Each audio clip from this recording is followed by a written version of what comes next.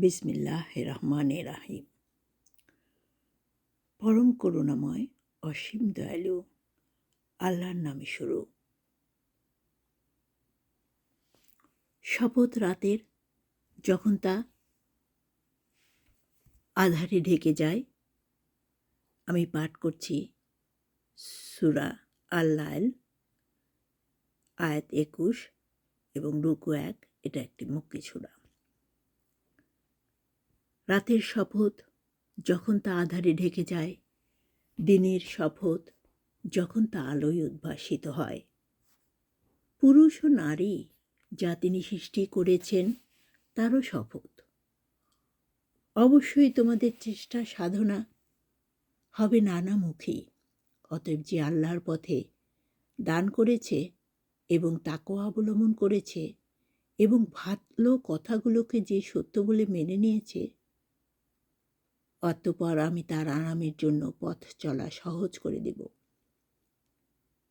যে ব্যক্তি কার্পণ্য করেছে এবং বেপরোয়া ভাব দেখিয়েছে এবং যে ভালো কথাকে মিথ্যা প্রতিপন্ন করেছে, অতঃপর আমি তার দুঃখ কষ্টের জন্য পথ চলা সহজ করে দেব।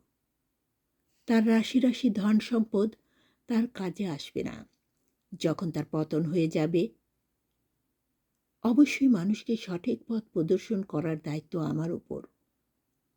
দুনিয়া আখিরাতের নিরঙ্কুশ মালিকানা আমারই জন্য। অতএব আমি তোমাদের জ্বলন্ত অগ্নিকুণ্ডের ব্যাপারে সাবধান করছি। নির্ঘাত পাপী ছাড়া কেউ সেখানে প্রবেশ করতে পারবে না।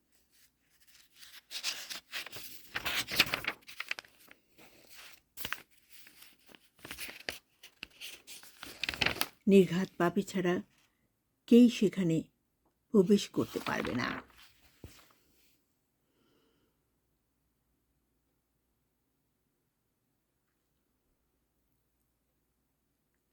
যে এদিনকে মিথ্যা প্রতিপন্ন করেছে এবং হেদায়েত থেকে মুখ ফিরিয়ে নিয়েছে, যে আল্লাহকে বেশি বেশি ভয় করে, তাকে অবশ্যই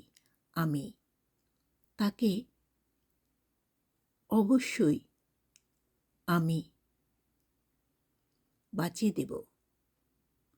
যে ব্যক্তি নিজেকে পরিশুদ্ধ করার জন্য আল্লাহর পথে অর্থ সম্পদ ব্যয় করে, অথচ তোমাদের কারোরই তার কাছে এমন কিছু পাওনা ছিল না যে তোমাদের কোনো রকম প্রতিদান দেওয়া হবে। হ্যাঁ, পাওনা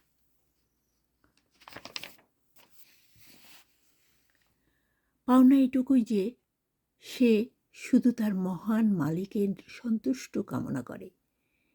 এ কারণে অচিরেই তার মালিক তার প্রতি সন্তুষ্ট হবেন।